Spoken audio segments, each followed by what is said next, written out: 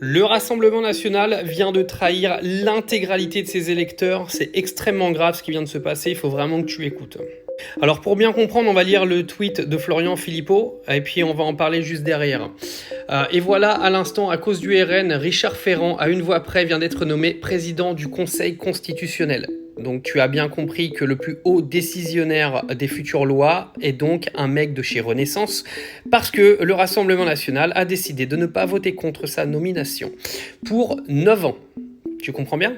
9 ans. Ça veut dire que si même ton parti que tu voulais voter en 2027 prenait la tête du pays, et ben pour 9 ans, le président du Conseil constitutionnel sera un macroniste.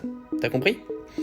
Adhérent du RN, vous pouvez déchirer votre carte et l'envoyer au siège du parti. C'est ici une des plus grandes trahisons de la France et des Français que le parti vient de commettre. Rejoignez un vrai mouvement souverainiste, mes couilles. Donc en gros, le Rassemblement national vient de chier sur ses 11 millions d'électeurs aux dernières élections législatives. C'est gravissime, parce que quand on écoute Jordan Bardella et Marine Le Pen, toujours en train de venir cracher sur Emmanuel Macron, en disant que eux feraient mieux, qu'Emmanuel Macron est un tocard, qu'Emmanuel Macron pourrit la France. Pourquoi ne pas avoir voté contre un macroniste pour qu'il prenne la tête du Conseil constitutionnel ? Et parce que là, c'est extrêmement grave. C'est-à-dire qu'il faut quand même se rendre compte qu'à cause du RN, il y a un macroniste qui va siéger à la présidence du Conseil constitutionnel. Et ces gens-là se disent opposition du gouvernement actuel.